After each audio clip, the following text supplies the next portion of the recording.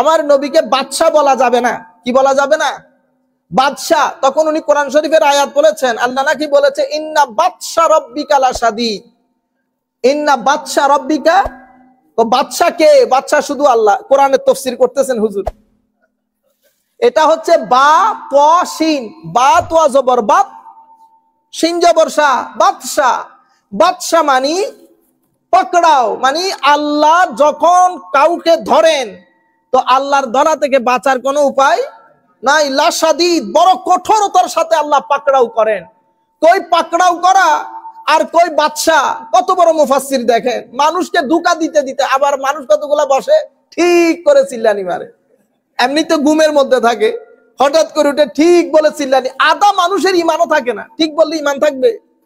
ওই আমাদের নৈমি সাহেব হুজুররা তখন বলে জোয়ান, ও পটিয়ার মধ্যে কে কি বলছে, পটিয়া মাদ্রাসার একজন হুজুর এখন নৈমি সাহেব হুজুরকে বলছে, গো যিনি বলছে তার ইমান তো নাই, যতগুলা মানুষ ইয়েস বলছে, হ্যাঁ বলছে, একজনের ইমান নাই। ইমান যেহেতু নাই, যারা বিয়ে করেছে তাদের বউ তালাক হয়ে গেছে। আল ইসরা ওয়াল মেরাজ, মেরাজের যে বিষয়, এটা আমার হাতে যেটা, এটাকে বলে শারহুল আকাইদিন নাসাফিয়া। শারহুল আকাইদিন নাসাফিয়া, এটা আকায়েদে নাসফি। এই কিতাব যিনি লিখেছেন এবং যিনি শরা করেছেন, আমাদের আকিদার বইগুলা বা ফেকার বইগুলা, যে কোনো সাবজেক্টের বইকে আমরা 3 ভাগে বিভক্ত করি, academically speaking, for the students specially. এক ধরনের, প্রথম ধরনের কিতাবকে আমরা বলি আল কুতুব আল আসাসিয়া অথবা মাজদারিয়া। মাজদারিয়া মানে হচ্ছে যেই কিতাবগুলো ওই নলেজের ভিত্তিপ্রস্তর স্থাপন করেছে, the foundation stone of any particular subject. If you study geography, if you study biology, if you study any subject, any disciplines, there are 3 kinds of books you're gonna find, you're gonna get there in that particular discipline. আপনি ওখানে 3 ধরনের বই পাবেন। তো এক ধরনের বইকে আমরা কি বলি? মাজদারিয়া।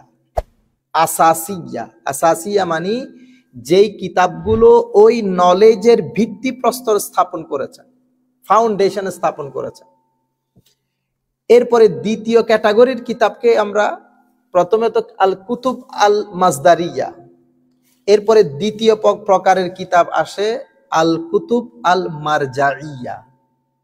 মানে প্রথম প্রকারের যে বইগুলো আছে সেগুলাকে একটু ব্যাখ্যা বিশ্লেষণ করে মানুষের জন্য একটু সহজ করেছে, এগুলাকে আমরা বলি মারজাইয়া। এরপরে তৃতীয় স্টেজের কিতাবকে আমরা বলি আল কুতুব আদ দেরাসিয়া, যেগুলো আমরা ছাত্রদেরকে বা আমরা পড়ি এবং পড়াই, এগুলাকে বলে দেরাসি বুক। হ্যাঁ, এটা যেই কোনো সাবজেক্টের মধ্যে ঘটনা এরকমই 3 ধরনের বই থাকে। ঠিক আছে? যেমন আমাদের আকায়েদের মধ্যে ইমাম আবু মনসুর মাতুরিদি রহমতুল্লাহ আলাইহির লেখা কিতাবুত তাওহীদ, এটা হাতে গোনা কয়েকজন লোক বুঝবে। মোস্টলি মানুষ বুঝে না, এত স্ট্যান্ডার্ড, এত ফিলোসফিক্যাল, এত থটপূর্ণ জিনিস সবার বুঝে আসে না। তো এই কিতাবগুলো, এগুলাকে আমরা বলি আসাসি কিতাব। এরপরে মারজাই, আমাদের উলামায়ে কেরাম সেটাকে ফার্দার ইন্টারপ্রেট করেছেন, হ্যাঁ, আমাদের জন্য একটু ইজি করে দিয়েছেন। এই কিতাবগুলোর মধ্যে যেমন তাফসিরাতুল আদিল্লাহ, আমাদের আকীদার কিতাবের মধ্যে, আমি আশআরি লাইনে যাচ্ছি না, আমরা আবু মনসুর মাতুরিদি ইমামে আহলে সুন্নাত, আমরা এই জায়গার মধ্যে থাকতেছি। আচ্ছা, এর পরবর্তীতে তৃতীয় সারির কিতাব আকায়েদে নাসফি, এটাকে আমরা বলি আল কুতুব আদ দারাসিয়া। যদিও দারাসি কিতাব, এটা পৃথিবীর প্রত্যেকটা প্রতিষ্ঠানে যারা আলেম হতে চায়, no matter which universities, if you go Egypt, if you go Europe countries, Bangladesh, যেখানে আপনি যাবেন, আকীদার কিতাব, বুখারী হাদিস শরীফ পড়লে যেমন বুখারী শরীফ পড়ানো হয়, ঠিক সেভাবে আকীদার কিতাব পড়লে আকায়েদে নাসফি পড়ানো হয়। এই কিতাবটার গ্রহণযোগ্যতা রুয়ে জমিনের মধ্যে এত বেশি, আকায়েদে নাসফি পড়ে ফেললে, ইফ ইউ স্টাডি আকায়েদে নাসফি, then you don't need to study any other books written on this subject. You don't need to study. This book is enough for you. Okay? আমি এই শান শৌকত গুলা বর্ণনা করতেছি আপনাদেরকে বোঝানোর জন্য, কোন কিতাব আপনাদের সামনে আমরা নিয়েছি। এই কিতাবটা আমরা আলেম ওলামাদেরকে পড়াই, আমরা নিজেরাও পড়ি, আমরা আলেম ওলামাদেরকে পড়াই। এই আকীদার কিতাব সহ তাইলে এই সাবজেক্টে আকীদার কিতাব প্রথম রচনা করেন ইমামে আজম আবু হানিফা রাদিয়াল্লাহু তাআলা আনহু। ইমামে আজম কে ছিলেন? তাবেঈ। কে ছিলেন? তাবেঈ। এটা আমাদেরকে বুঝতে হবে, আমাদের বাইরা বুঝেও না, ইমাম বুখারী বলে ইমাম আজমের আগে আসছে, বুঝছেন না, জানেও না এগুলা। ইমাম বুখারী আসছেন অনেক পরে। আপনি যদি সুন্নতে রাসূল ইমাম বুখারীর চেয়ে ইমামে আজম অনেক বেশি জানতেন। কেন? কারণ ইমামে আজম সাহাবী দেখেছেন, ইমাম বুখারী সাহাবী দেখেন নাই। আপনারা বুঝতে পেরেছেন? আপনি বলতে পারেন তাইলে তো কিতাব বড় ইমাম বুখারী। নো ম্যাটার, এটা সবাই জানে বুখারী শরীফ হাদিসে পাকের লেখার মধ্যে সবচেয়ে নির্ভরযোগ্য কিতাব। কিন্তু এটার মানি, যেমন আমি প্রায় 4-5টা বই, আমার এখন প্রায় 7-11টার মতো বই, প্রায় শেষের দিকে। আমার উস্তাদ আল্লামা জালালউদ্দিন আল কাদরি কোনো বই লেখে নাই। আপনি বলেন তো দেখি দুইজনের মধ্যে কে বড়? আপনি যদি মূর্খ হন তাইলে আপনি বলবেন আমি বড়, যদি আপনি উনাকে না চিনেন, ঠিক আছে? আর আপনি যদি আমাকে বলেন তো আমরা বলবো জালালউদ্দিন আল কাদরিকে 10 ভাগ করলে 1 ভাগও আমরা। আপনারা বুঝতে পেরেছেন? আমাদের বাংলাদেশে চট্টগ্রামে জামিয়া আহমদিয়া সুন্নিয়া আলিয়া মাদ্রাসার একজন শিক্ষক আছেন আল্লামা ওসমানী। উনি অসংখ্য বই লিখেছেন বাংলাতে, প্রায় আমার মনে হয় 15 থেকে 16টা বই লিখেছেন। ইমাম আহলে সুন্নাহ আল্লামা নুরুল ইসলাম হাশিমি মুতাজিল্লুহুল আলী 3টা বইও লেখেন নাই। তো এই জন্য কি উনি বড়? না না, লিখাজোখা ভিন্ন জিনিস। উনি হাদিসের কিতাবও লিখেছেন, তার মানে উনি ওনার চেয়ে হাদিস বেশি জানতেন না। যদি হাদিসের ক্লাস হয় তো ইমাম আহলে সুন্নাত আল্লামা হাশিমি সাহেব হুজুরের কোনো জুড়ি আছে? আপনারা, আমি জন্য মুহাদ্দিস হাবিবুর সিলেটের লোকজনকে বোঝানোর জন্য বলি, মুহাদ্দিস হাবিবুর রহমানকে তো আপনারা চিনেন, ঠিক না? কয়টা বই লিখছেন? তো এখন ধরেন আমি আমার ইলমে হাদিসের উপর একটা বই শেষের দিকে, তার মানে কি আমি ওনার চেয়ে হাদিস বেশি জানি? আপনারা খুব ক্লিয়ার জিনিস। তাহলে মুহাদ্দিস হাবিবুর রহমান সাহেব হুজুরকে 15 ভাগ করলে 1 ভাগও আমি হব না। বুঝতে পেরেছেন? ইলমে হাদিসের মধ্যে এগুলো পুরানো যুগের উলামা, সিজদাতে, ইবাদতে, রিয়াজতে, তাকওয়াতে, পরহেজগারিতে এদের কোনো জুড়ি নাই।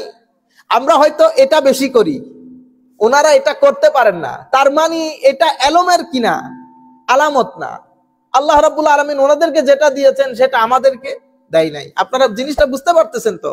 তাহলে ইমামে আজম লেখেন নাই মানে ইমামে আজম কম জেনেছেন না? সুন্নতের ক্ষেত্রে ইমামে আজম যা জেনেছেন ইমাম বুখারী সেটা জানতে পারে নাই, কারণ ইমামে আজম সাহাবীদের সাথে বড় হয়েছে। তাহলে ইমামে আজমের লেখা আকীদার প্রথম কিতাব কি? আল ফিকহুল আকবার। আল ফিকহুল আকবার। ইমামে আজমের পরে এই ফিকহুল আকবরকে ফার্দার ইন্টারপ্রেট করে কিতাব লিখেছেন ইমাম, এটাকে বলে আকীদা তাহাউইয়া। ইমাম তাহাউই, ইমাম জগৎ বরেণ্য আলেম। এগুলা হচ্ছে উম্মতের ক্রিম, জেম অফ দি মুসলিম উম্মাহ। 300 থেকে 400 হিজরির মাঝখানের লোক। বুঝতে পেরেছেন? উনি কি লিখেছেন? আকীদায়ে আহলি সুন্নাতে ওয়াল। আমাদের ছেলেরা কনফিউজড। আহলুস সুন্নাহ যখন বলি ওনারাই বাংলাদেশ, ইন্ডিয়া, পাকিস্তান মনে করে, ওনারা আন্ডার এস্টিমেট করে, বোঝার চেষ্টা করে না বা বুঝে না, বোঝার কথাও না ওনাদের। বুঝতে পেরেছেন? তাইলে কিতাব লিখতেছেন কখন? আকীদায়ে আহলে সুন্নাহ, ইমাম তাহাউই। কিসের উপর ভিত্তি করে? ইমামে আজমের আল ফিকহুল আকবরের উপর ভিত্তি করে। সেই সময়কার ইমাম লালকাই, ইমাম লালকাই, আমার কাছে আছে কিতাবটা, উনি লিখেছেন শরহু ইতিকাদে আহলি সুন্নাতে ওয়াল জামাআহ। আপনারা বুঝতে পেরেছেন? এগুলো 500 হিজরির আগের লোক।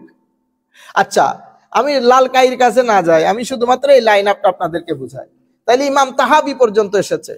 ইমাম তাহাবি থেকে তাশকন্দের আবু মনসুর আল মাতুরিদি লিখেছেন কিতাবুত তাওহীদ।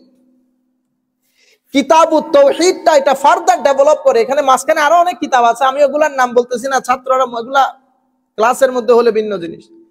কিতাবুত তাওহীদের পরে আরেকটা কিতাব অস্তিত্বে আসে, তাফসিরাতুল আদিল্লাহ।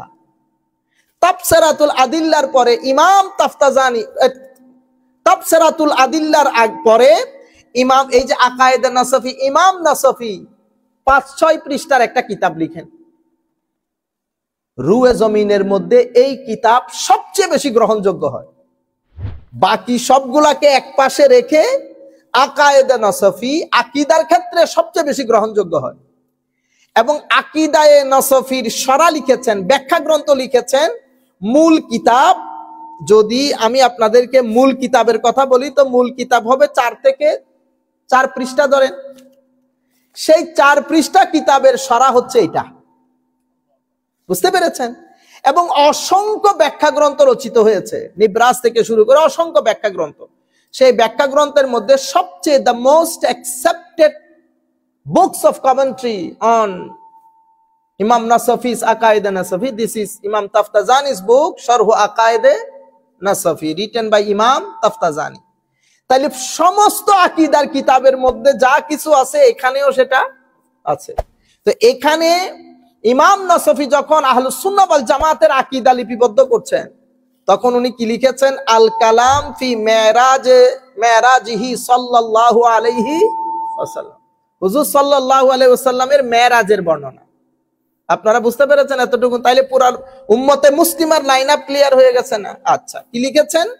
এটা ইমাম নাসফি বলতেছেন, শরার মধ্যে না। ওয়াল মিরাজু লিরাসূলিল্লাহি সাল্লাল্লাহু আলাইহি ওয়াসাল্লাম ফিল ইয়াকাযাতি বিশাখসিহি ইলাস সামা সুম্মা ইলা মা শা আল্লাহু মিনাল উলা হাক্কুন। মানে আমার নবীর মেরাজ ঘুমে না জাগ্রত অবস্থায়? কোন জাগ্রত অবস্থায়। বিশাখসিহি মানে আমার নবী নিজে গেছেন, রুহানি ভাবে গেছেন না। বিশাখসিহি as an individual he has visited, this was the night of ascension, he has visited the heavens, okay? তো কিভাবে কি কথা বলেছেন? আমার নবীর মেরাজ জাগ্রত অবস্থায় শারীরিক, রুহানি না, জাগ্রত অবস্থায় শারীরিক উর্দাকাশে, অতঃপর আল্লাহ যেখানে যেখানে নিয়ে গেছেন হাক্কুন, সত্য। এটাই উম্মতের আকীদা, এটাই উম্মতের আকীদা। এখন এটা হচ্ছে ইমাম নাসফির কথা। এখন ইমাম তাফতাজানি শরা করতেছেন ব্যাখ্যা, আই সাবিতুন বিল খাবারিল মাশহুরি হাত্তা ইন্না মুনকিরাহু ইয়াকুনু মুবতাদিআন। তো এই যে আল ইসরা, মেরাজের মধ্যে দুইটা অংশ না, একটা হচ্ছে ইসরা আর একটা হচ্ছে মেরাজ। ইসরা মসজিদে হারাম থেকে মসজিদে আকসা, এটা ইসরা। এই অংশ যদি কেউ অস্বীকার করে কাফের হয়ে যাবে। কেন? কারণ এটা পবিত্র কোরআনের নাসসে সরিহ। নাসসে সরিহ মানে এমন দলিল যেটা সন্দেহাতীত, আনঅ্যাম্বিগুয়াস, ঠিক আছে, ক্লিয়ার ক্যাটাগরিক্যাল এভিডেন্ট। এটাকে আমরা কি বলি? নাসসে কাতঈ। মানে it is evidently, clearly, categorically, without any ambiguity and confusion, proved by the Quran and Sunnah, by the Quran and Sunnah. তাইলে ইসরা যদি কেউ অস্বীকার করে কি হবে? কুফর হবে। কেন? কারণ কোরআন শরীফের নাসসে সরির মাধ্যমে এসেছে সুবহানাল্লাযী আসরা বিআবদিহি লাইলা মিনাল মসজিদিল হারাম ইলাল মসজিদিল আকসা। আচ্ছা, এরপরে উরুজ তথা মেরাজ। তো মেরাজ হচ্ছে ঊর্ধ্বগমন। তো মেরাজ এটা হাদিস। এখানে আমরা যদি আপনাদেরকে বলি তো উসুল, এবং এটা আপনাদের হয়তো কোনো কাজে আসবে না, তবু উলামায়ে কেরাম অনেকে দেখেন তো বলে ফেলি। বেটা আমাদের একটা খেয়াল করতে হবে যে একটা হচ্ছে আমাদের উসুলুল ফিকহ আর একটা হচ্ছে ইলমুল হাদিস। তো ইলমুল হাদিসের মধ্যে বা উসুলুল ফিকহের মধ্যে আমরা হানাফি মাযহাবের মধ্যে হাদিসকে 3 ভাগে ভাগ করি: মুতাওয়াতির, মাশহুর, আহাদ। মুতাওয়াতির মানে এমন হাদিস যেটা এত বেশি সংখ্যক বর্ণনাকারী, এত বেশি এলাকা থেকে বর্ণনা করেছেন যেটা মিথ্যা হওয়া আকল কি করে না, গ্রহণ করে না। এটাকে আমরা বলি মুতাওয়াতির। এটা দেখতে হয় না। যেমন আমেরিকা দেখে নাই এমন ব্যক্তিও বাংলাদেশে জানে আমেরিকা নামে একটা দেশ আছে। কিসের উপর ভিত্তি করে? এটাকে বলে আল খাবরুস সাদিক, সত্য সংবাদের উপর ভিত্তি করে। এখন আমি যদি বলি লা উমিন হাত্তা আরা, বিশ্বাস করব না আনটিল আই সি। ও ভাই, পৃথিবীতে সবকিছু দেখে বিশ্বাস হয় না, শুনে শুনেও বিশ্বাস হয়। আমেরিকা পৃথিবীতে গুনিয়া কিনাইক্রি, so many of our youth they haven't heard even. This is an African country. Gunia Kinaikri, I don't know what you say in English. All right. Juzurul Qamar. This is one of the countries in Africa. So many of our Muslim brothers, even I myself, I haven't seen, but I have friends when I used to study in Egypt. I have so many friends. They came from Juzurul Qamar, beautiful countries according to their statement. So we haven't seen it, but we believe in it. Why? Because of Khabarus Sadiq, a good information. আপনি যখন সকালবেলা উঠে 7টা নিউজের মধ্যে একটা জিনিস দেখবেন, আপনি কি বলবেন? ইয়েস, এটা বিশ্বাসযোগ্য। বিবিসি, সিএনএন সবাই একই কথা বলতেছে যে 7টার সময় এই ঘটনাটা ঘটেছে। এটাকে বলে খবরে সাদিক। মুতাওয়াতির, দ্বিতীয় হাদিস, ইমাম শাফি, ইমাম Azam Abu Hanifa in the school of Hanafi, school of Islamic law, আমরা বলি হাদিসে মাশহুর। হাদিসে মাশহুরটা মুতাওয়াতির পর্যায়ের না, একটু নিচে। হাদিসে মুতাওয়াতিরের মাধ্যমে আমি জ্ঞান যেটা পাবো সেটা কি হয়? আনডাউটেড হয়। আমরা বলি ইয়াকিন, সন্দেহ করতে পারবেন না। আর হাদিসে মাশহুরের মাধ্যমে, এখানেও হাদিসে মাশহুর যদি কেউ অস্বীকার করে, কাফের না হলেও পথভ্রষ্ট হয়, কি হয়? মুবতাদে হয়। আর তৃতীয় নম্বরের হাদিস, এটাকে আমরা বলি হাদিসে আহাদ, অর্থাৎ যেটার বর্ণনাকারী মুতাওয়াতির বা মাশহুর লেভেলের না, 2 বা ততোধিক, বাট মুতাওয়াতির বা মাশহুর লেভেলের নাম্বার না। শাফি স্কুলের মধ্যে শুধু মুতাওয়াতির এবং আহাদ। আমাদের হানাফি স্কুলের মধ্যে আমরা 3 ভাগে ভাগ করি। তো ইমাম তাফতাজানি বলতেছেন মেরাজের হাদিসগুলা কিসের মাধ্যমে প্রমাণিত? হাদিসে মাশহুরের মাধ্যমে প্রমাণিত। হাত্তা ইন্না মুনকারাহু ইয়াকুনু মুবতাদিআন, কেউ যদি এটা অস্বীকার করে কি হয়ে যাবে? বেদাতি হয়ে যাবে। কি হয়ে যাবে? বিদআতি হয়ে যাবে। ওয়া ইনকারুহু ওয়াদআউ ইস্তিহালাতিহি ইনমা ইউবতানা আলা উসুলিল ফালাসাফা ওয়া ইল্লা ফাল খারকু ওয়াল ইলতিআমু আলা সামাওয়াতি জায়েজুন। এটা অস্বীকার করেছে কিছু দার্শনিক তাদের বিভিন্ন কুচিন্তার উপর ভিত্তি করে। রয়ে গেল মুসলমানদের, আমরা তো মুজিজার উপর বিশ্বাস করি এবং এটা গ্রহণযোগ্য, এটা একটা মুজিজা। খাওয়ারিকুল আদা, খাওয়ারিকুল আদা মানে ন্যাচারালি এই ধরনের ঘটনা ঘটার না, কিন্তু এটা ঘটেছে। কার হাতে ঘটে? আম্বিয়ায়ে কেরামের জন্য ঘটলে মুজিজা, আর আউলিয়ায়ে কেরামের জন্য ঘটলে কারামা। এখানে কারামতের অধ্যায়ও আছে। আমরা মনে করেছি যে এগুলা শুধুমাত্র আমরা বলি, এটা আকীদা নসিব। মেরাজের পরের অধ্যায় হচ্ছে আল কালামু ফি কারামাতিল আউলিয়া, আল্লাহর ওলিদের কারামত সংক্রান্ত অধ্যায়। আপনারা বুঝতে পেরেছেন? এটা যদিও নাসাফি বলতেছে, এটা একদম পিছন পর্যন্ত ইমামে আজম আবু হানিফা রাদিয়াল্লাহু তাআলা আনহুর জামানা থেকে যে প্যাটার্নে কিতাবগুলো লিখিত হয়ে আসছে, এই জন্য আমরা বলি কি আহলুস সুন্নাহ ওয়াল জামা উম্মতের আকীদা বলি। আপনারা বুঝতে পেরেছেন? আচ্ছা, আমি এই জায়গায় আর সময় ব্যয় না করি, শুধু এতটুকুন বলবো, ফাকাউলুহু ফিল ইয়াকজা মানে জাগ্রত অবস্থায়, ইশারাতুন ইলা রাদ্দি আলা মান জাআমা আন্নাল মি'রাজা কানা ফিল মানাম। জাগ্রত অবস্থায় বললে তাইলে এটা প্রমাণিত হলো যে যারা বলে ঘুমে স্বপ্নের মধ্যে হয়েছে, ওরা কি বলে না, এই কথাটা শুদ্ধ না। কারণ স্বপ্নের মধ্যে হলে মুজিজা হবে না। যদি স্বপ্নের মধ্যে হতো, আয়াতের মধ্যে সুবহান শব্দটা আসতো না। এখন আমি যদি বলি ভাইজান গতকালকে আমি স্বপ্ন দেখেছি ট্রাম্পের সাথে আমার একটা দারুণ মিটিং শেষ করে আমি আবার ঢাকাতে গেছি, ঢাকার মধ্যে ঢাকার প্রধান উপদেষ্টার সাথে মিটিং করে আমি আবার আমেরিকাতে ফেরত এসেছি। আপনার মধ্যে কোনো অসুবিধা হবে এটা বিশ্বাস করার জন্য? অসুবিধা কখন হবে? যখন আমি বলবো যে এটা আমি জাগ্রত অবস্থায় করেছি, then will be very happy on you. তখন আপনি আমাকে বলবেন হয় পাগল নতুবা আল্লাহর ওলি, দুইটা থেকে একটা। তো ওলি যেহেতু না, তাহলে কি পাগল?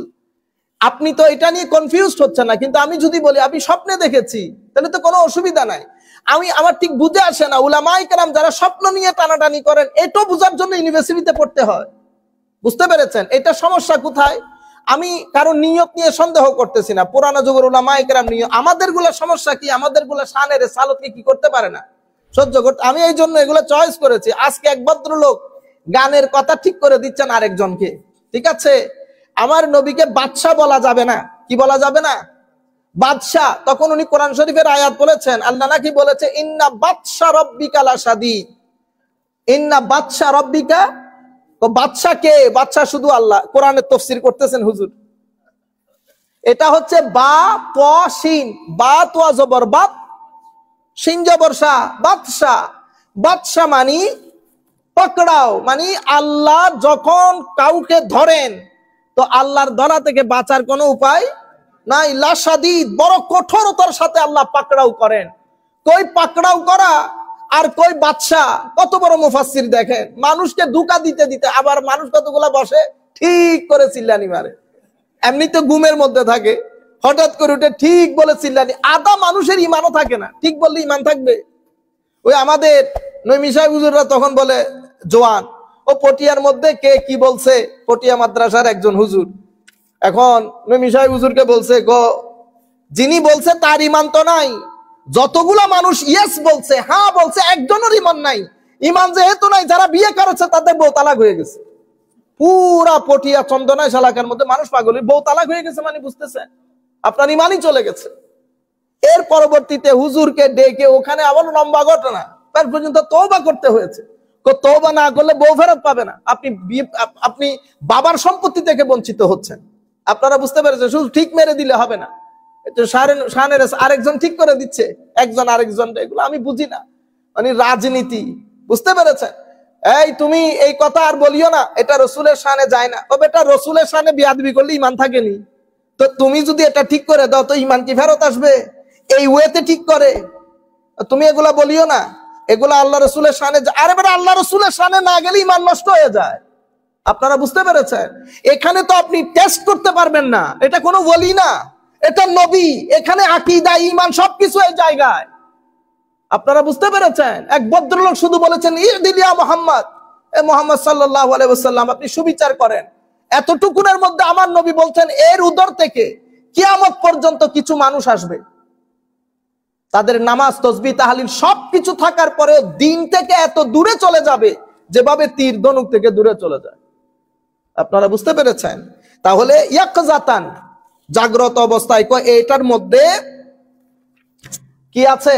যারা ঘুমের মধ্যে বলে বা স্বপ্নের মধ্যে বলে তাদের রদ করা হয়ে গেছে। আমি শুধু চিতা চিতা কিছু কথা আপনাদেরকে শোনাই দিচ্ছি। ওয়াকাউলুহু বিশাখসিহি, আমার নবী নিজে গেছেন। ইশারাতুন ইলার রাদ আলা মান জাআমা আন্নাহু কানা লিররুহি ফাকাত। এখানে শাখসিহি বলে, আব্দিহি বলে আল্লাহ ইশারা করেছেন, রু যায় নাই। কারণ আব্দুন মানে মানুষ, মানুষ মানে শুধু রু না, গোশত মাংসে মানুষ। ঠিক আছে? এই কথাগুলো আচ্ছা আরেক জায়গার মধ্যে ইলাস সামা ইশারাতুন ইলার রাদ আলা মান জাআমা আন্নাল মিরাজ ফিল ইয়াকযা লাম ইয়াকুন ইল্লা ইলা বাইতিল মাকদিস আলা মা নুতিকা বিহিল কিতাব। অনেকেই ইলাস সামা বলেছেন ইমাম নাসাফি, এটার মাধ্যমে ওই ব্যক্তিগুলো রদ হয়ে গেছে যারা মনে করে মেরাজ আকসা পর্যন্ত বস ফিনিশ, যাত্রা ফিনিশ, এদের জন্য রদ হয়ে গেছে। ওয়া কাউলুহু সুম্মা ইলা মা শা আল্লাহ, উনি বলেছেন এরপরে সামার পরে আসমানে যাওয়ার পরে আল্লাহ কোথায় কোথায় নিয়ে গেছেন আল্লাহ ভালো জানেন। এটার মাধ্যমে ইশারাতুন আলা ইখতিলাফি আকওয়ালিস সালাফ, ফাকিলা ইলাল জান্নাহ ওয়া কিলা ইলাল আরশ ওয়া কিলা ফাওকাল আরশ ওয়া কিলা ইলা তারাফিল আলম। ইলা মা শা আল্লাহ বলে আমাদের ইমাম, উনি উলামায়ে কেরাম সালফে সালেহিন উম্মত এটা নিয়ে ইখতিলাফ করে, কেউ বলেছে জান্নাত পর্যন্ত, কেউ বলেছে আরশ পর্যন্ত, কেউ বলেছে আরশের উপরে, কেউ বলেছে ইউনিভার্স ছেড়ে কোথায় চলে গেছে, এক একজন এক এক কথা বলেছে। আমরা মেরাজের বর্ণনা কালকে করব ইনশাআল্লাহ। আমি শুধুমাত্র সুম্মা সহিহ আন্নাহু সাল্লাল্লাহু আলাইহি ওয়াসাল্লামা, আমার নবী সাল্লাল্লাহু, এরপরে রুয়াত, আমার নবী কি নিজের চোখে দেখেছেন না অন্তরের চোখে দেখেছেন?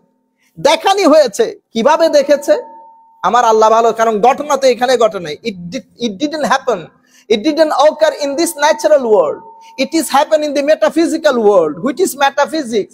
My brain, my akal, all faculty of senses, these are the means of acquiring knowledge. It does not work there, it only works here. So this is really difficult for us. How it happened, God knows, but happened. আপনারা বুঝতে পেরেছেন? আমি শুধুমাত্র এই কথাগুলো আপনাদের সম্মুখে তুলে ধরার কারণ হচ্ছে আপনাদেরকে এটা বুঝানো যে আমরা আগে যার যার পুরনো কিতাবে ফেরত যাই, আমাদের পুরনো জায়গায় ফেরত যাই, তাইলে আমাদের মধ্যে সমস্যা থাকে। আমরা কোনো নতুন কথা গ্রহণ না করি, কোনো নতুন কথা গ্রহণ না করি, এক একজন এক এক কারণে কথা বলতেছে। বুঝতে পেরেছেন? তাইলে আমি বলতেছি এখন আমার এই কথাগুলো পৃথিবীর বিভিন্ন জায়গায় ছড়িয়ে পড়বে। ঠিক আছে? তাইলে আপনারা এখন কি করতে পারবেন? প্রত্যেকের ঘরে যদি আলেম হন আর আকাইদা নসফি না থাকে তাহলে মানুষকে আলেম পরিচয় দিবেন না, এটা লজ্জার কথা। কিছু কিতাব আপনার ঘরে থাকতে হবে, সিয়াসিতা আপনার ঘরে থাকতে হবে, আকীদার এই কিতাবগুলো আপনার ঘরে থাকতে হবে। যে কিতাবগুলোর কথা বলেছি, ফিকহুল আকবর বলেন, আকাইদা নসফি বলেন, ইমাম তাহাবির তাহাবি শরীফ বলেন, অথবা কিতাবুত তাওহীদ ইমাম মাতুরিদির, এটা বলছি না, কিন্তু এই কিতাবগুলো তো উলামায়ে কেরামের ঘরে থাকা দরকার। এটা আপনারা চেক করে নেবেন। আল্লাহ রাব্বুল আলামিন আমাদের হামি ও নাসির হোক। এখন আল্লাহ চাহেন আমরা আজকে সূরাতুল বালাদ পড়বো ইনশাআল্লাহ। এই সূরাটা মক্কি সূরা। এই সূরার মধ্যে 20টা আয়াত এসেছে। কয়টা আয়াত? 20টা আয়াত এসেছে। এবং এটাই প্রথম সূরা যেই সূরার মধ্যে আল্লাহ সিজদার আয়াত নাজিল করেছেন। উলামায়ে কেরাম এভাবেই বলেছেন, ঠিক আছে? আমরা আপনাদেরকে সূরাগুলা পড়ার সময় যেই কথাগুলা বলি সেগুলো আপনারা ডাবল চেক করতে চাইলে ইমাম ইবনে কাসির, ইমাম কুরতুবী এবং ইমাম বাগাভী, তাফসিরে বাগাভী, তাফসিরে ইবনে কাসির এবং তাফসিরে কুরতুবী শরীফ, এই তিনটা যদি আপনারা চেক করেন তাহলে আমাদের কথাগুলো কোনো না কোনো একটা জায়গায় পেয়ে যাবেন। আল্লাহ রাব্বুল আলামিন ইরশাদ করছেন, লা উকসিমু বিহাযাল বালাদ ওয়া আনতা হিল্লুম বিহাযাল বালাদ ওয়া ওয়ালিদিন ওয়া মা ওয়ালাদ লাকাদ খালাকনাল ইনসানা ফী কাবাদ। লা উকসিমু বিহাযাল বালাদ, এই যে লা শব্দটা দেখছেন, জেনারেলি আরবির মধ্যে লা অর্থ না, নো, নেগেটিভিটি। কিন্তু এই জায়গার মধ্যে মুফাসসিরিনে কেরাম বলেছেন লা শব্দটি এসেছে এডিশনাল। কি জন্য এসেছে? এডিশনাল। তো এভাবে ইসলামিক ক্লাসিক্যাল সায়েন্সের মধ্যে একটা বিষয় আছে, সেই বিষয়ের নাম হচ্ছে বালাগা, আল বালাগাতু ওয়াল ফাসাহা, অলংকার শাস্ত্র। এটা আবার আমাদের মিডল ইস্ট সৌদি আরবে পড়ানো হয় না, ওনারা এই বিষয়টাকে মানেনি না। কিন্তু রুয়ে জমিনের মধ্যে যে ইউনিভার্সিটিতে যাবেন, আল বালাগাতু ওয়াল ফাসাহা এটা একটা প্রসিদ্ধ সাবজেক্ট, বিশেষ করে কোরআন বুঝার জন্য খুবই জরুরি। আপনারা বুঝতে পেরেছেন? তো এটা লা শব্দটি এনেছে আল্লাহ, লা এডিশনাল, লা এডিশনাল। এরপরে আল্লাহ শুরু করেছেন কি, উকসিমু বিহাযাল বালাদ, আমি এই নগরীর শপথ করছি। এই নগরীর শপথ, এই গ্রামের, এই দেশের শপথ। তাহলে বালাদুন মানে কি? বিলাদু বাংলাদেশ, বুঝতে পেরেছেন? বিলাদ মানে দেশ, বালাদ মানে নগরী, বালাদ মানে টাউন, বালাদ মানে country. Which country you from? তা আমরা বলি মিন আইয়িল বালাদ আনতা, আপনি কোন দেশের লোক? তাহলে বালাদুন মানি দেশ, বালাদুন মানি নগরী, শহর। তো লা উকসিমু বিহাযাল বালাদ, আমি শপথ করছি এই নগরীর। কোন নগরীর? মক্কায়ে মুআজ্জামার। সূরা ৩ এর মধ্যে আল্লাহ কি বলেছেন? ওয়াত-তিনে ওয়াজ-যাইতুন ওয়া তুরে সিনিন ওয়া হাযাল বালাদিল আমিন। ঠিক আছে? সো সূরা ৩ এর মধ্যে আল্লাহ মক্কা শরীফের শপথ করেছেন, এখানে এসেও আল্লাহ মক্কা শরীফের শপথ করেছেন। শপথ আমরা কেন করি? শপথ করি আমার কথাটাকে বিশ্বাসযোগ্য করার জন্য, আমার কথাটাকে বিশ্বাসযোগ্য করার জন্য। আমি এখানে আমাদের এক ভাইয়ের উত্তরও দিয়ে দেই, হঠাৎ করে মাথায় আসছে। খুব আল্লাহ পবিত্র কোরআনে শপথ করলেন কেন? শপথ তো একটা কথাকে বিশ্বাসযোগ্য করার জন্য বলে, তাইলে বোঝা যাচ্ছে কথার মধ্যে কি আছে? ঘাটতি আছে। নাইলে কি করলো? শপথ করলো কেন? আমার ভাই, আপনি বুঝতে পারেন নাই। আসেন আমরা অলংকার শাস্ত্র থেকে বুঝি জিনিসটা। আমার আল্লাহর কথাকে বিশ্বাসযোগ্য করার জন্য শপথ করতে হয় না। শপথ আমার আল্লাহর জন্য প্রয়োজন নাই, কিন্তু আমার আল্লাহ কথাগুলো বলতেছেন আমাদের সাথে। কাদের সাথে? আমাদের সাথে। তো আমরা যেই মেন্টালিটি আমার আল্লাহ করেছেন সেই মেন্টালিটি অনুযায়ী কথা, যাতে আমার বুঝে আসে। এই জন্য আল বালাগাতু ওয়াল ফাসাহার মধ্যে একটা নিয়ম আছে, এটাকে বলে আল মুশাকালা। আল মুশাকালা মানে হচ্ছে যেই ব্যক্তি যেই ধরনের, সেই ব্যক্তির সাথে সেই ধরনের কথা বলা। তো যখন আপনি সেই আন্দাজে কথা বলবেন, তো শব্দটার মৌলিক অর্থ নিতে পারবেন না, রূপক অর্থ নিতে হবে। একটা এক্সাম্পল দিলে বুঝতে পারবেন। আপনার সাথে আমাদের হেলাল ভাইয়ের সাথে চিটাং এর মধ্যে দুইজনে মিলে গুন্ডামি করতেছে, সান্ডামি গুন্ডামি না। তো হেলাল ভাই বলতেছেন, আমার সাথে সান্ডামি করিও না, আমি তোমার চেয়ে কম সান্ডা না। তার মানে কি উনি সান্ডা না? উনি সান্ডা শব্দটা, গুন্ডা শব্দটা আমাদের অনেক বড় বড় বুজুর্গকে শুনেছি বলতে, আমি তোমার চেয়ে কম গুন্ডা না। তার মানে আপনি কি নিজে গুন্ডা না? আপনি যার সাথে কথা বলতেছেন সে যে ল্যাঙ্গুয়েজ বুঝে আপনি সেই ল্যাঙ্গুয়েজে বলেছেন। আপনারা বুঝতে পেরেছেন? নতুবা আপনি তাকে কি করতে পারবেন না, আপনি তাকে বুঝাইতে চাচ্ছেন তুমি আমার সাথে এই দুষ্টুমি করিও না, কারণ তুমি আমার সাথে দুষ্টুমি করে পারবে না। এখন আপনি যদি তাকে বলেন এক্সকিউজ মি, আপনি আমার সাথে দুষ্টুমি করে কুলায় আসতে পারবেন না, সে বুঝবে না। কিন্তু আপনি যদি এভাবে বলেন আমার লগে গুন্ডামি করিও না, আমি তোমার চেয়ে কম গুন্ডা, সে পারফেক্টলি বুঝবে কথাটা। এটাকে আরবির বালাগাত এবং ফাসাহাতের পরিভাষায় বলে মুশাকালা। সেই কারণে আমার আল্লাহ কি বলেছেন, ওয়া মাকারু ওয়া মাকারাল্লাহ ওয়াল্লাহু খায়রুল মাকিরিন। মাকারা মানে হচ্ছে চিট করা, ডিসেপশন। ওয়া মাকারু, তারা চিট করেছে, ডিসেপশন করেছে। ওয়া মাকারাল্লাহু, আমার ভাই বলতেছেন, আমার ভাই কোরআনে হাদিসে পাকের মধ্যে এসেছে রাইউল গানাম, মানে ছাগল চড়িয়েছে। তো ছাগল চড়িয়েছে যদি এই কারণে চাকর বলেন, তো মাকার আল্লাহর মধ্যে আল্লাহ প্রতারণা করেছে বলবেন? এই লেখাপড়া করেছেন, এই লেখাপড়া করে মার্কেটে চলে এসেছেন ওয়াজ করার জন্য, তকরির করার জন্য। ওখানে কোনো বুজুর্গ বড় আলেম নাই এই কথাগুলা বলে শুদ্ধ করে দেওয়ার জন্য আপনাদেরকে? এগুলা তো হায়া হওয়ার কথা। এখন ওয়া মাকার আল্লাহর মানে যদি বলেন আল্লাহ প্রতারণা করেছে, ঈমান থাকবে? মাকারা মানে কি করবেন এখানে? আমার নবীর শানের কথা উঠলে গুতাগুতি করেন, মাকার আল্লাহর মধ্যে তো ঠিক থাকেন, মাকার আল্লাহর মধ্যে মাথা ঠিক থাকে। কিন্তু আমার নবীর শান আসলে মাথা কাজ করে না। তখন আপনার মনে পড়ে উনি ছাগল। আরেকজন বলতেছে বুখারী পাকের মধ্যে আমার নবী নিজে বলেছেন উনি রাইউল গানাম। ও ভাই, শব্দ যখন ইউ মানে কি? ইউ মানে তুমি, আরবির মধ্যে আনতা। কিন্তু আমি যদি বলি কাইফা আনতা, আমার বন্ধুর সাথে অনুবাদ কিভাবে করবেন? তুই কেমন আছিস, বেশিতে তুমি কেমন আছো। কিন্তু এই কথা যদি আমার বাপকে বলি কাইফা আনতা, অনুবাদটা কিভাবে করবেন? আপনি কেমন আছেন। তাইলে আনতার অর্থ এক সময় তুই হচ্ছে, এক সময় তুমি হচ্ছে, এক সময় আপনি হচ্ছে। কিসের উপর ভিত্তি করে? কনটেক্সটের উপর ভিত্তি করে। এতটুকুন বুঝার তো ক্লাস 5 এর পোলাও বুঝে গ্রামার। শুধু সুটবুট নিয়ে রাজনৈতিক প্ল্যাটফর্ম ইউজ করে মার্কেটে চলে এসেছেন। আল্লাহ রাব্বুল আলামিন আমাদের হামি ও নাসির হোক। আমি আপনাকে বলি ওয়া মাকারু ওয়া মাকার আল্লাহ, এখানে মাকার আল্লাহ দিয়ে প্রতারণা বুঝাইতে পারবেন না। বালাগাত ফাসাহাত করে মুশাকালা করবেন। আল্লাহ রাব্বুল আলামিন এখানে যে কাফেরদের সাথে কথা বলছেন তাদেরকে বুঝানোর জন্য বলছেন যে আমার লগে এগুলা করিস না।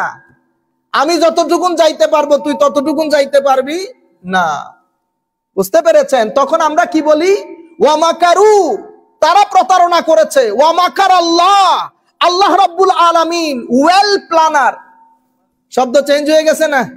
আল্লাহ রাব্বুল আলামিন প্ল্যানার মানে কি?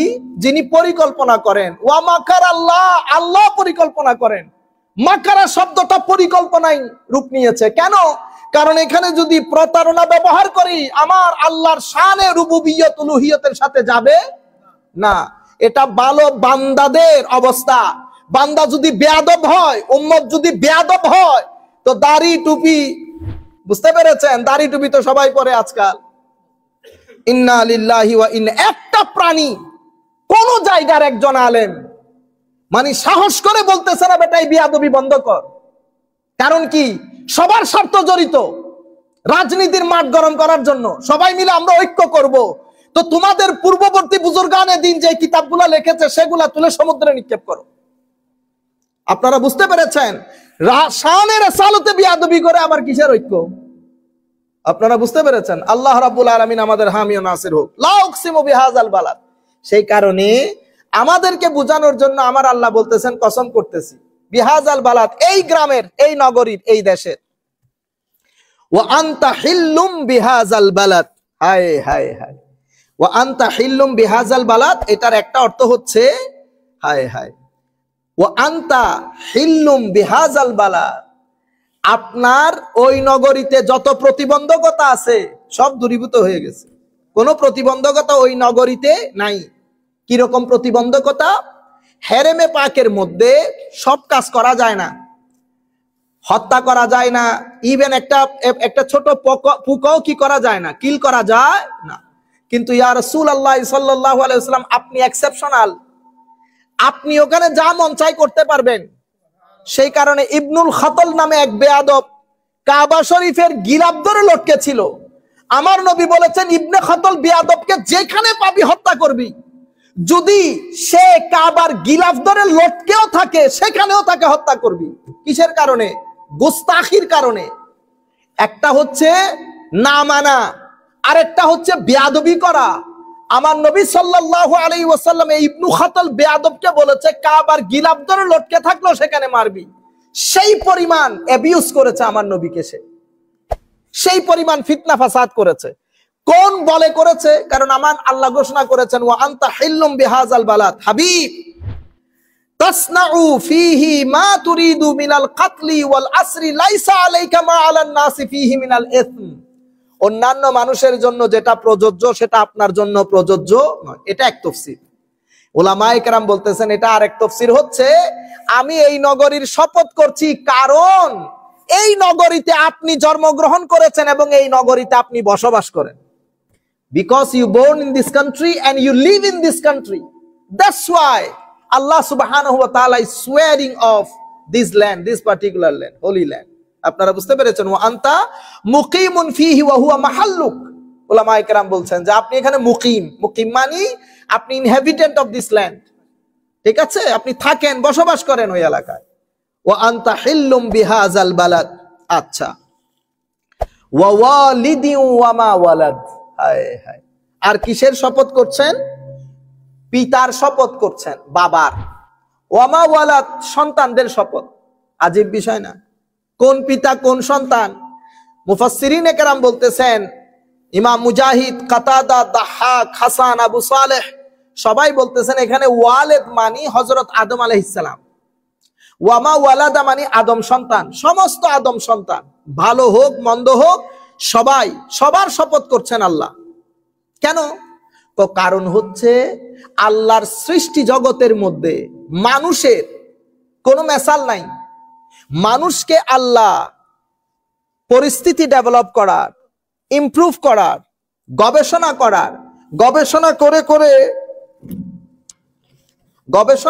করে নতুন জিনিস জানার, ডিসকভার করার, ইনভেন্ট করার, মানুষকে যে আল্লাহ সালাহিয়ত দান করেছেন, এই সালাহিয়ত, এই বিষয়টা আল্লাহর কাউকে দান করেন না। মানুষকে আল্লাহ রাব্বুল আলামিন জ্ঞান দান করেছেন।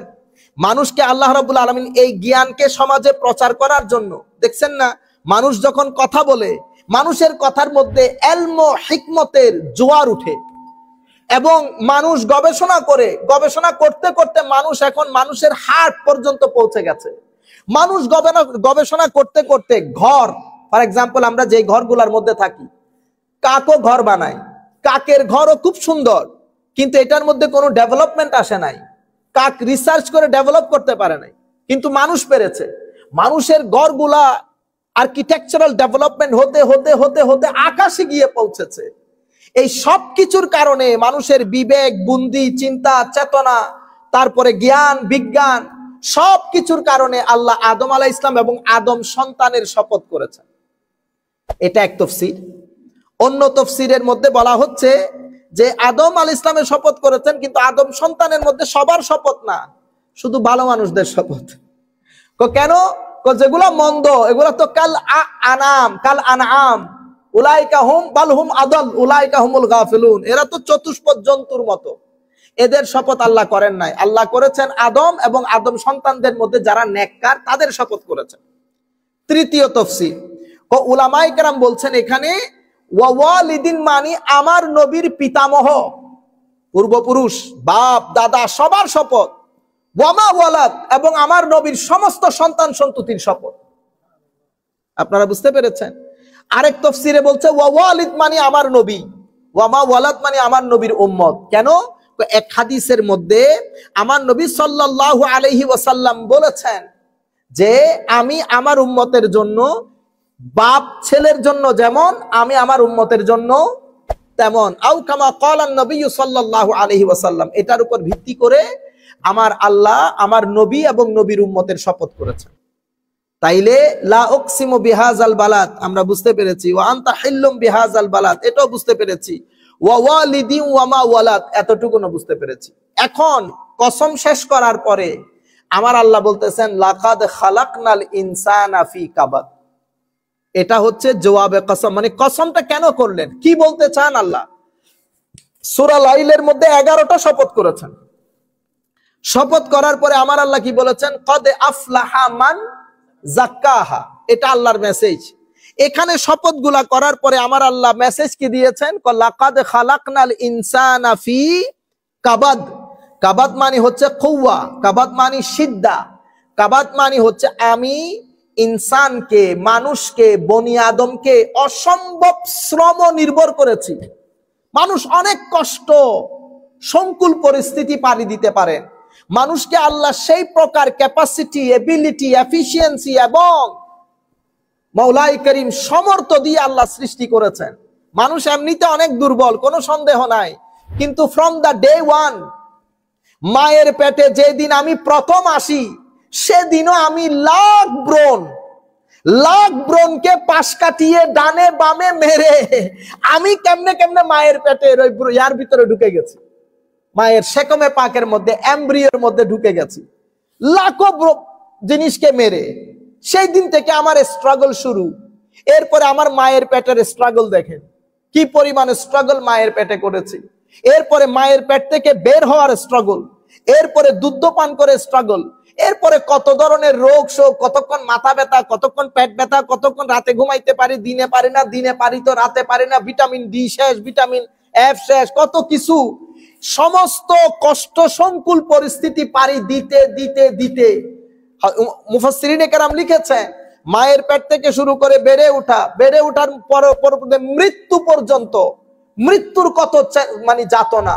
এরপরে পৃথিবীকে দিন রাত একত্রিত করেছি। সে সকাল 7টার সময় উঠে 10টার সময় ঘরে গিয়ে পৃথিবীকে সাজিয়েছি, বিল্ডিং করেছি, বাগান করেছি, পৃথিবীকে পৃথিবী বানিয়েছি। সবকিছুর মূলে মানুষ। আল্লাহ মানুষ এটা কিভাবে করতে পারলো? লাকাদ খালাকনাল ইনসানা ফি কাবাদ, মানুষকে আমি কষ্ট সংকুল পরিস্থিতি পাড়ি দিয়ে এস্টাবলিশ হওয়ার যে এবিলিটি, এফিসিয়েন্সি সেটা দিয়ে তৈরি করেছি, নতুবা মানুষ পারতো না। এই যে সুন্দর পৃথিবী দেখছেন, এটার মূলে কে? মানুষ। কেমনে পারতেছেন? আল্লাহ শুধু আপনাকে ব্রেইনের শক্তি দান করেন নাই, আল্লাহ রাব্বুল আলামিন ব্রেইনের শক্তির সাথে সাথে শারীরিক শক্তি দান করেছেন এবং আপনাকে কর্মোদ্যম বানিয়েছেন। সব কিছু ব্যবহার করে সেদিন থেকে আজকের দিন পর্যন্ত চিটাঙ্গা ভাষায় বলে চেন নাই, চেন নাই। পাকিস্তানিরা বলে ऐसे मखलूक जिसमें क्या नहीं, चैन नहीं, वो चैन से ना बैठ सकता है ना उठ सकता है। বুঝতে পেরেছেন? মানে শান্তির সাথে কোথাও বসতে পারে না, কি করে? ভাগদৌড়। লাকাদ খালাকনাল ইনসানা ফি কাবাদ। কাবাদ মানে সিদ্ধা। ওয়াকালা আতা আন ইবনে আব্বাস ফি শিদ্দাতে খালকি, একেবারে হামল থেকে শুরু করে বেলাদত রেদা সব কিছুর মধ্যে আমাদের বড় কষ্ট সংকুল পরিস্থিতি পাড়ি দিয়ে মানুষ এই জায়গা পর্যন্ত এসেছে। এরপরে আমার আল্লাহ বলছেন আয়াহসাবু আল্লাহ ইয়াকদিরা আলাইহি আহাদ, শক্তি পাওয়ার কারণে আপনি কি মনে করতেছেন যে আল্লাহ ইয়াকদিরা আলাইহি আহাদ, কেউ আপনাকে জিজ্ঞেস করার নাই, কেউ আপনার উপর খবরদারি করার সক্ষমতা রাখে না, এটা মনে করছেন? যেহেতু আপনি অনেক কিছু করে ফেলেছেন। আয়াহসাবু, সে কি মনে করে সে তার সম্পদ কোত্থেকে অর্জন করেছে এবং কোথায় খরচ করেছে এই কথা জিজ্ঞেস করার কোনো ক্ষমতাবান নাই, এটা কি সে মনে করে? তাহলে তাকে বলে দাও এটা যেন সে মনে না করে। একজন রয়েছে যিনি ইচ্ছে করলে যে কোনো মুহূর্তে ঘাপটি মেরে ধরতে পারে। কোরআনের অন্য আয়াতের মধ্যে আমার আল্লাহ বলছেন ওয়ালাউ শা আল্লাহ, যদি আল্লাহ চাইতেন আমার কর্মের কারণে আমাকে ঘাপটি মেরে ধরতে, তো রুয়ে জমিনের মধ্যে কোন সৃষ্টি আল্লাহর জমিনের মধ্যে চলতে পারতো না। এটা তো আল্লাহর দয়া। এত গুনার পরেও আমার আল্লাহ জমিনের মধ্যে আমাদেরকে রেখেছেন, সম্মান দিচ্ছেন, খাওয়া দাওয়া বন্ধ করে দেয় নাই, বাতাস বন্ধ করে দেয় নাই, আমার আল্লাহ অক্সিজেন বন্ধ করে দেয় নাই। এটা তো আমার আল্লাহর দয়া। সেই কারণে আর রহমান আর রাহিম, আচ্ছা, আমরা একটু পরে শেষ করে দেব। আয়াহসাবু আল্লা ইয়াকদিরা আলাইহি আহাদ, এরপরে বলছে ইয়াকুলু আহলাকতু মালাল লুবাদা, ইয়াকুলু অন্য আয়াতের আয়াহসাবু আল্লাম ইয়ারাহু আহাদ, তারা কি মনে করে তাদেরকে দেখার কেউ নাই? না, সেরকম না, একজন আছে। আর রাকিব, আর রাকিব মানে মনিটর করেন যিনি। আমরা এখানে ক্যামেরা লাগাই না, কিসের জন্য? লিখে দেয় আরবির মধ্যে, সৌদি আরব, কাতার, কুয়েতে গেলে দেখবেন মুরাকাবা, আপনার উপর কি চলতেছে, monitoring, someone is observing you. তো মনিটর আর রাকিব আল্লাহর একটা নাম। রাকিব মানে যিনি 24/7 আমাদেরকে কি করেন, মনিটর করেন। আপনি যখন আল্লাহ বলেন আয় হায় আমার আল্লাহ, তখন বলেন হ্যাঁ বান্দা, হ্যাঁ হ্যাঁ বলো। আপনি যখন বলেন না ইয়া আল্লাহ, তখন আমার আল্লাহ বলেন ও বান্দা কিতা কইতা। বুঝতে পেরেছেন? অনেক দয়ালু, অনেক দয়ালু, আওয়াজ দেন। আপনার ইচ্ছে করলে ইয়া করে দেখতে পারেন, আজকে বিছানায় যাওয়ার আগে অন্ধকারে বসে আপনি মহব্বত নিয়ে, ছেলেদেরকে মহব্বত নিয়ে ডাকেন না, তো আল্লাহকে মহব্বত নিয়ে ডাকলে অসুবিধা আছে? একটু দেখে দেখবেন কি মজা পান। আমার আল্লাহ রেসপন্স করেন। আচ্ছা, আমার আল্লাহ রেসপন্স করেন, এটা কেমনে বুঝবেন? দেখবেন ভিতর নরম হয়ে আপনার ভিতরে একটা জান্নাতি শান্তি অনুভব করবেন। তার মানে জবাব দিচ্ছে you are connected, you are connected. এবং এটা ডেফিনেটলি হয়, এটা আমার নবীর শানও কানেকশন হয়। বিয়াদবি থাকলে, যদি বিয়াদবি থাকে কানেকশন থাকবে না। পৃথিবীতে লাঞ্ছিত হবেন, মৌতে রক্ত লাঞ্ছিত হবেন, চেহারা বিকৃত হয়ে যাবে। আজকে এটা লিখে নিবেন, শানের রেসালতে যদি রক্তি বরাবর বিয়াদবি হয়, মৃত্যুর পরে চেহারা বিকৃত হয়ে যাবে। এখানে দেখতেছেন, এখানে কেউ আলেম বসছে, কেউ এখানে মুরব্বিয়ানে কেরাম, এনারা মারার পরে দেখবেন চেহারার মধ্যে কি বের হবে, জ্যোতি বের হবে চেহারার মধ্যে, চেহারা হাস্যোজ্জ্বল হবে, দেখলে মন ভালো হয়ে যাবে। মতার চেহারা দেখলে মন ভালো হয়ে যাবে, হলুদ হয়ে যাবে। কিন্তু শানের রেসালতে বিয়াদবি করে যত বড় মৌলবী হন, চেহারা বিকৃত হবে, দেখলে বিরক্ত লাগবে, মন এক ধরনের হয়ে যাবে। আপনারা বুঝতে পেরেছেন? আমি বলতেছি আমাকে মহব্বত করার দরকার নাই, আমাকে তুলে সমুদ্রে আমি কে? কিন্তু আপনি শানের রেসালতে বিয়াদবি করলে আপনার ভিতরে লাগে না কেন? তবু আপনি পার্টি পার্টি কেমনে করেন? আমাকে বলেন আমার কোন উস্তাদ বিয়াদবি করেছে, আমি 2 মিনিটে তালাক দিয়ে দেব। আল্লামা ইমাম আজিজুল হক আল কাদরি, যাকে চট্টগ্রামে শেরে বাংলা বলে, ওনার ডিবেট হচ্ছে আমাদের ওখানকার এক বড় মাদ্রাসায়। ডিবেটের সাবজেক্ট দেখেন, আমার নবী, তাদের সকাল বিকালের ওয়াজ, আমার নবীর মা বাবা কাফের ছিল। দেখছেন এই অবস্থা, কত বড় ওয়াজ, ইলমি ওয়াজ। শেরে বাংলা রহমতুল্লাহ আলাইহি বলেছেন না, ছিল না। তকরিরে ডিবেট করতে গেছে, তারা বলতেছে এই দেখো আল ফিকহুল আকবর কিতাবের মধ্যে তোমার ইমামে আজম লিখেছে যে তাদের মৃত্যু হয়েছে কিসের উপর? কুফরির উপর। অথচ ওই লাইনের শুরুতে একটা শব্দ আছে মা মা মা তা, তারা মারা যায় নাই আলাল কুফর, কুফরের উপর।